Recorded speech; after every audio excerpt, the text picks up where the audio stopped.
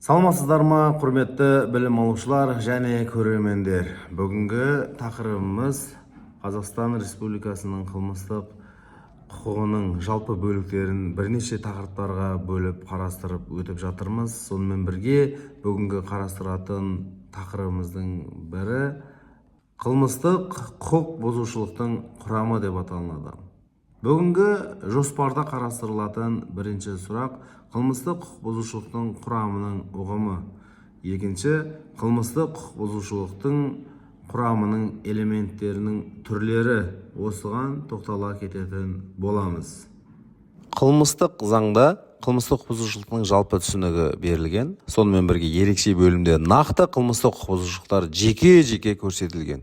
Қылмыстық заң ерекше бөлімінде болсын, жалпы бөлімде болсын, жалпы қылмыстық құқық бұзушылықтың құрамы деген түсінікті еш ашпайды.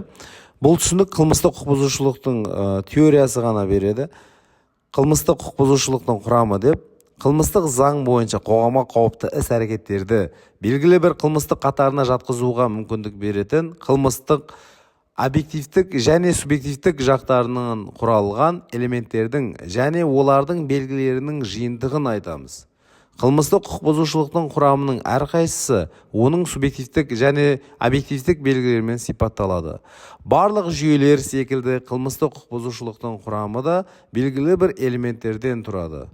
Осы белгілердің қосымша жүйелерінің ең болмағанда біреуінің жоқ болуы жүйенің болмауына, яғни қылмыстық құқық бұзушылықтың құрамының тұтастай жоқ болуына әкеп соғады.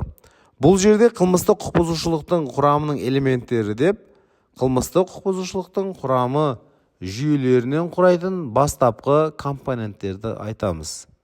Қылмыстық құқық бұзушылықтың құрамының элементтері немесе белгілеріне мынандай 4 түрлі элемент жатады. Оның біріншісі объект, екіншісі объективтік жағы, үшіншісі субъект, төртіншісі субъективтік жағы. Қылмыстық құқық бұзушылықтың құрамы осылай бөлінеді. Енді сіздерге түсінікті болу үшін мысалмен келтіре кетсек, бөтен адамның мүлкін қасақана жою немесе бүлдіру бұл қылмыстық кодексінің 202 бабында жазылған. Осы біреудің мүлкін бүлдіру белгілері бұл біріншіден басқа біреудің мүлкіне қол соғу, екіншіден осы мүлікті жою, бүлдіру, үшіншіден осы әрекетті қасақана істеу, төртіншіден бұл іс әрекетті ауырлататын жағдайларда жасалса, ол үшін 14-ке толған адам жауапқа тартылады. Осы көрсетілген 4 белгінің біреуі жоқ болса, онда бұл қылмыстың құрамы болмайды деген сөз. Демек, қылмыс болмайды. Егер адам бөтен адамның мүлкін абайсызда бүлдірсе, немесе жойса, оның кінәлі әрекеттің басқа бір қылмыс құрамы болады. Себебі бұл жерде 202 бапта көрсетілген қылмыстың басты белгісі қылмыстық құқық бұзушылықтың қасақаналықпен істеуі деген нәрсе жоқ. Әрбір қылмыстық құқық бұзушылықтың құрамының белгілері ерекше бөлімдегі баптардың диспозициясында ғана емес, қылмыстық заңның жалпы бөлімінің оның тиісті баптарында да айтылады. Ерекше бөлім баптарының диспозицияларында әртүрлі қылмыстық құқық бұзушылықтың көптеген белгілері аталып көрсетілген. Мұның өзінде диспозициялардың қылмыстық құқық бұзушылықтың ерекшелігін анықтайтын және оның басқа қылмыстардан ажырататын соған тән белгілерінің тізбесін береді. Барлық қылмыстық құқық бұзушылықтарға жалпылама ортақ не нақты қылмыс топтарына тән белгілері жалпы бөлімнің баптарына анықталады.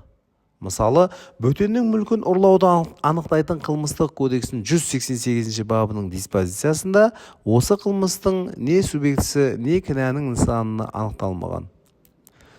Бұл жалпылама белгілер осы пайдаланып жатқан қылмыстық кодекстің 15 және 20 баптарында көрсетілген. Қылмыстық кодекстің 188 бабында ұрлықтың оған тән белгісі басқа біреудің мүлкін жасырын түрінде жымқыру ғана көрсетілген. Осы белгі арқылы ұрлықтың тонаудан ерекшелігін ажыратады. Қылмыс істелген уақытында көптеген белгілермен сипатталады. Осы белгілердің барлығы да қылмыстық құқық бұзушылықтың құрамына жатпайды. Қылмыстық құқық бұзушылықтың құрамына мұқият тыңдап алынған түрлік белгілері ғана қосылады. Түрлік белгілері дегеніміз барлық қылмыстық құқық бұзушылықтарға ортақ, олардың қоғамға қауіптілігін және құқыққа қайшылығын білдіретін жиынтығының көрінісі болады. Түрлік белгіге жатпайтын тек қана жекелеген қылмыстық құқық бұзушылыққа тән белгілері қылмыстық құқық бұзушылықтың құрамына қосылмайды. Сондықтан олар қылмыстық құқық бұзушылықтың құрамынан тысқары болады да, осыған байланысты оның қылмыстық құқық бұзушылықты саралау үшін маңызы болмайды.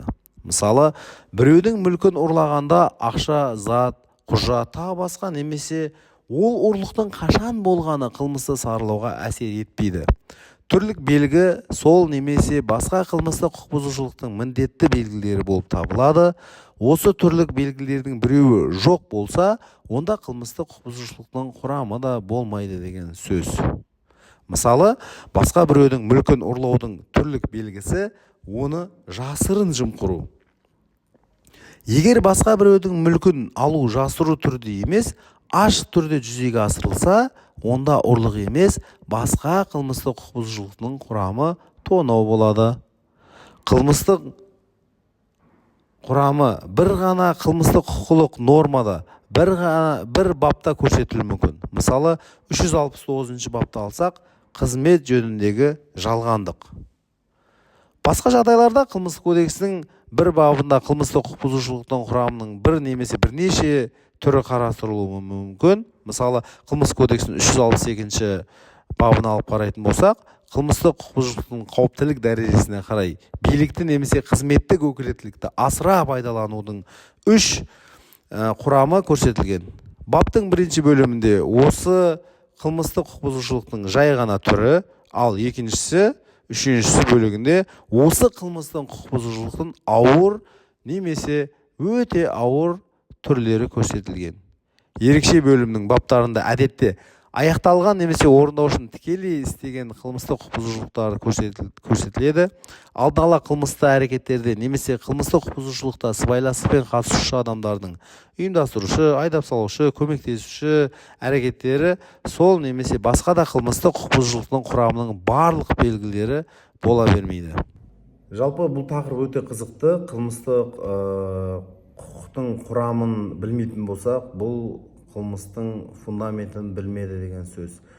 Қылмыстың объектісін, объектив жағын, субъектісін, субъектив жағын білмесеңіз, қылмысты саралау мәселесі қателікке жол беруі мүмкін. Практика жүзінде де. Қылмысты саралау дегеніміз не? Қылмысты саралау баптардың, оқиғалардың дәлме-дәлігін сақтау, яғни квалификация, квалдарын дұрыс қою деген мағына білдіреді. Біз айтқандай, бұл объект, объектив жағы, субъект, субъектив жағы біреу болмаса, бұл қылмыс болмайды екен. Сабақ өте қызықты. Комментарийға жазыңыздар, түсінбеген жерлеріңіз болса, міндетті түрде сіздермен талқылайтын боламыз.